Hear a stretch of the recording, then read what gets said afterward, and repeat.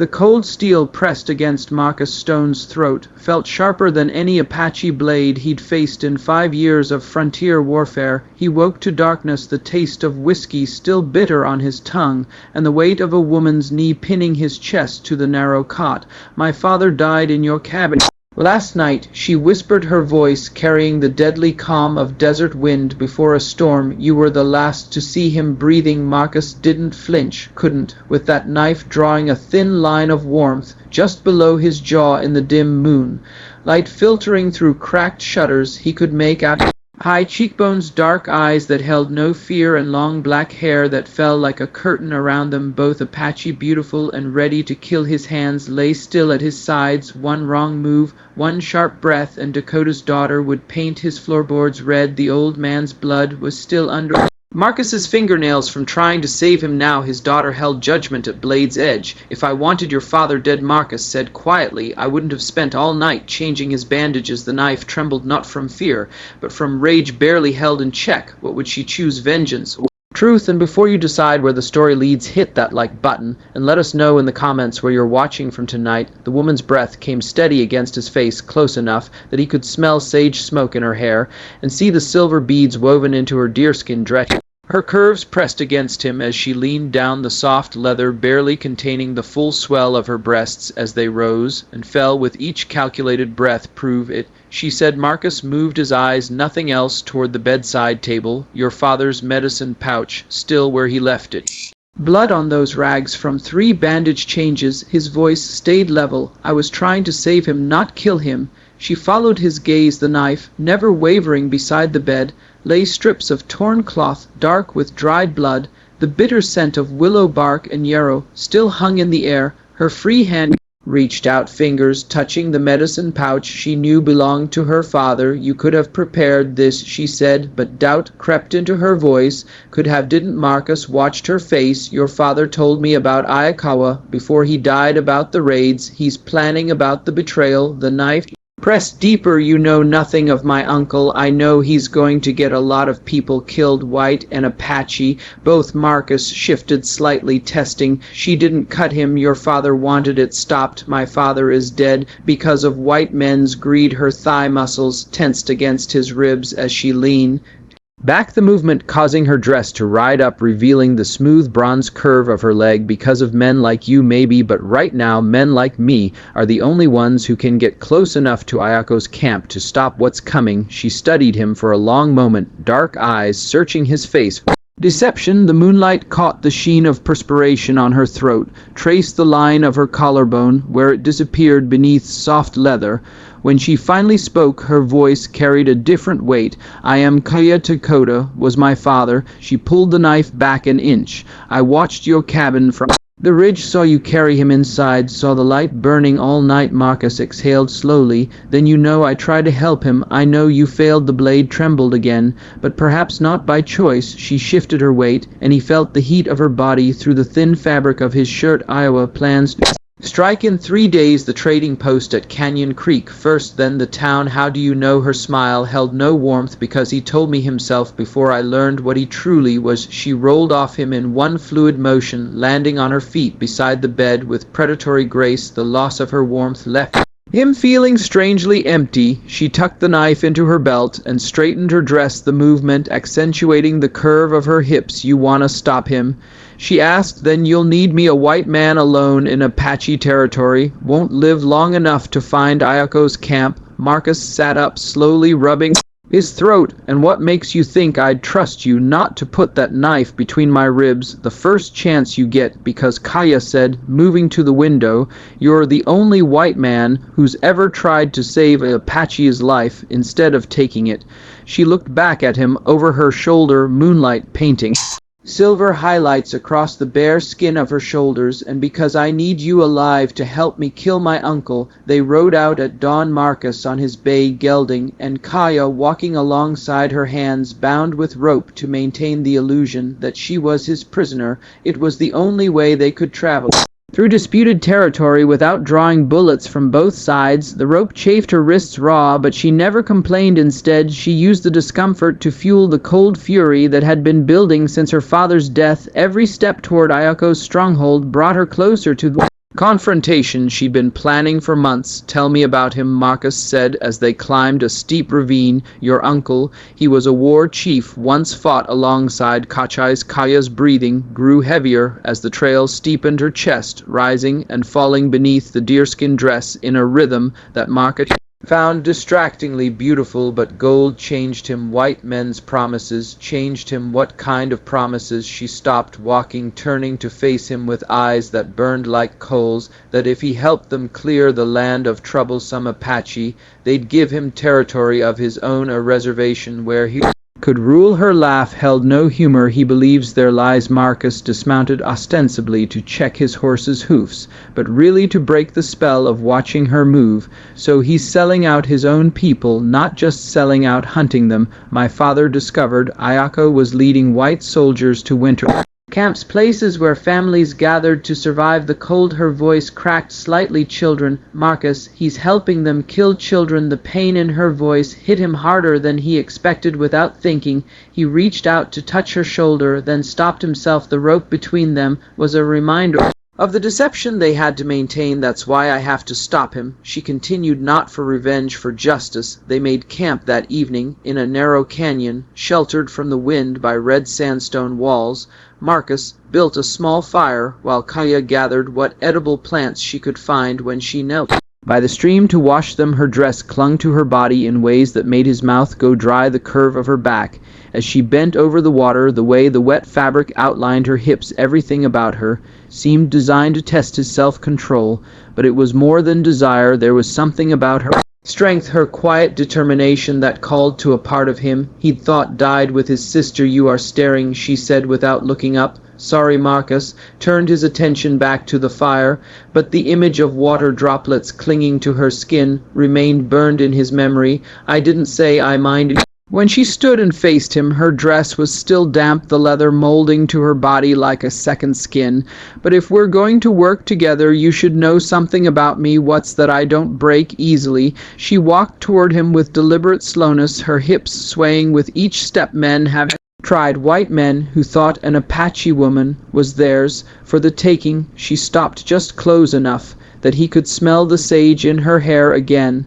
They learned otherwise. Marcus met her gaze steadily. I'm not those men, no. She tilted her head, studying him. Then, what kind of man are you, Marcus Stone?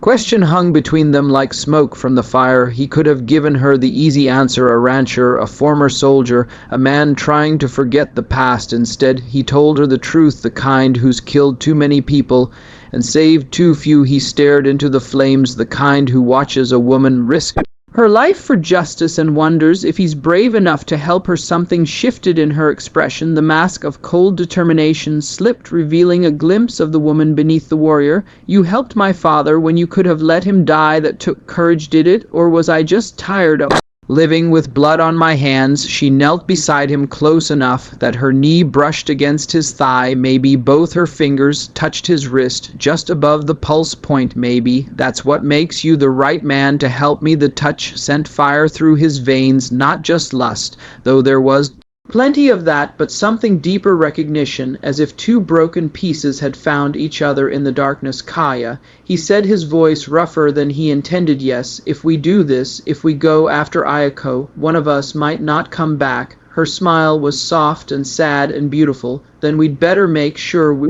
have something worth dying for. When she leaned forward and pressed her lips to his, it felt like coming home. After years of wandering in the desert, they found Ayako's camp on the third day, hidden in a box canyon 20 miles south of the territorial road. From their position on the rim, Marcus counted at least 30 men, a mix of Apache warriors and white outlaws united by greed and violence. Their Kaya whispered, pointing to a large tent in the center of camp. That's where he holds council. Marcus studied the lay out through his field glasses. Guards at every approach, horses picketed in a natural corral, weapons stacked near the fire. It looked more like a military outpost than a raider's camp. How do we get close enough? He asked. We don't. Kaya's eyes held a dangerous glint. You do alone. That wasn't the plan. Plans changed. She turned to face him, her body blocking his view of the camp below. In the harsh Desert light, every curve was outlined against sky and stone. Ayako knows my face, but a white man with guns to trade, he'll welcome you like a brother. Marcus lowered the glasses. And leave you here to what? Wait and hope I don't get killed. Leave me here to cover your escape when things go wrong. She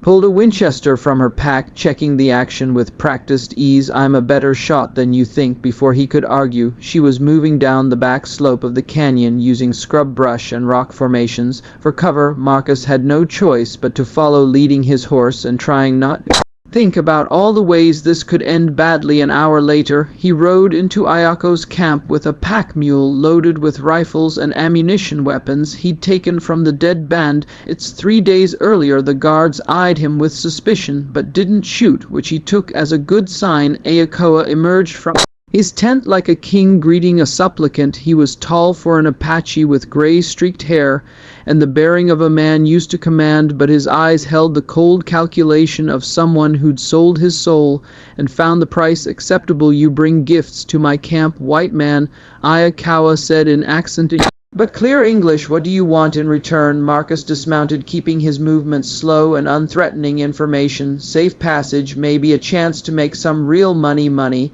Ayako's laugh was like grinding stone. What kind of money? The kind that comes from knowing which settlements are going to be hit next, which ones have the best pickings and the weakest defenses. Marcus pulled back the tarp covering his pack mule, revealing the rifles underneath. I figure a man with your connections might know such things. Greed flickered in the war chief's eyes. These are military weapons, fresh from an army supply wagon, the kind of wagon that might have other valuable cargo aboard. Marcus let the implication hang in the air. If a man knew where to find it. For the next hour they negotiated like merchants at a trading post. Marcus fed Ayako just enough information to keep him interested while learning the details of the planned raids. Canyon Creek tomorrow at dawn, the town of Cedar Falls 2 days after that, then a coordinated strike on 3 different settlements. Time to prevent military response. You want in on this? Ayako said finally. You prove yourself first. Tomorrow you ride with us to Canyon Creek. Show me you can kill white settlers as easily as you trade with them. Marcus felt his throat tighten. Innocent people were going to die tomorrow unless he found a way to stop it. Fair enough,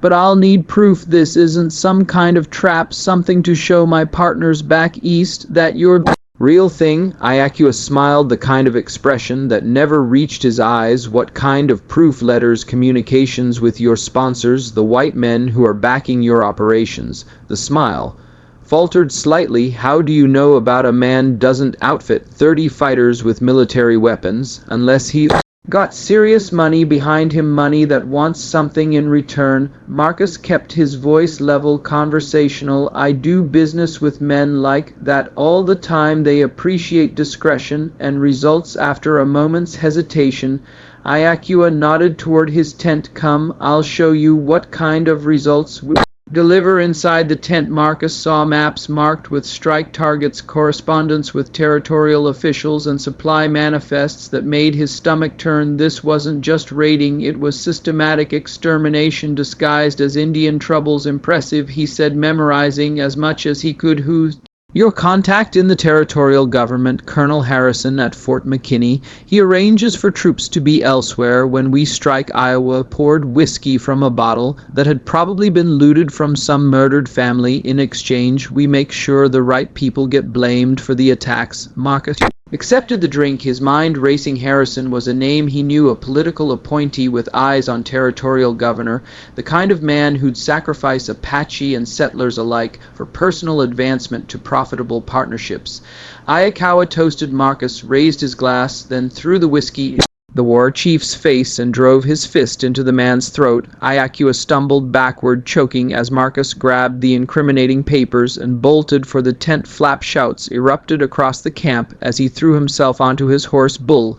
Its whined past his head as he spurred the animal toward the canyon mouth. Riding low in the saddle behind him, he could hear Ayako screaming orders in Apache and English. Both. Then the first rifle shot cracked from the canyon rim, and one of his pursuers toppled from his horse. Kaya was covering his escape, just as she'd promised, picking off riders with Methodical precision. Marcus reached the mouth of the canyon as the sun touched the western horizon, painting the rock's blood red in the dying light. Kaya was already there with her spare horses, her Winchester smoking in her hands. "Did you get what we need?" she asked. He waved the stolen papers. "Enough to hang Harrison and half the territorial government, but Ayako is still alive, and he knows we're coming." She swung on to her horse with fluid grace. "Then we'd better reach Fort McKinney before he does." They rode through the night toward an uncertain dawn, carrying proof of betrayal and the hope that justice might still be possible in a land where trust came at gunpoint and love bloomed in the shadow of violence. The morning sun painted the walls of Fort McKinley gold as Marcus and Kyer rode through the gates under a flag of truce. The stolen papers in Marcus's saddlebags contained enough evidence to expose Colonel Harrison's conspiracy, but presenting it would require a leap of faith from men who had little reason to trust either of them. General Morrison, the fort's commanding officer, listened to their story with the weary patience of a man who'd seen too much frontier politics. But when Marcus spread the documents across his desk, supply manifests, payment records, detailed correspondence between Harrison and Ayakawa, the general's expression hardened. "If this is true," Morrison said slowly, "it represents treason on a scale I've never encountered." "It's true," Kaya said quietly. "My uncle believed he was saving our people by choosing the winning side. He never understood that men like Harrison see all of us as expendable." The arrest of Colonel Harrison sent shock waves through the territorial capital. His network of corruption unraveled like a badly woven blanket, taking down politicians, traders, and military officers who'd profited from manufactured conflict. Aikawa's planned raids collapsed when his funding disappeared and his white allies found themselves in prison cells. But victory came with its own price. Kaya stood on the ridge overlooking the valley where her father was buried, the wind lifting her long hair like a dark banner against the evening sky. She wore a new dress, now blue cotton with white flowers, a gift from the general's wife, who'd insisted that heroes deserved better than blood-stained deerskin.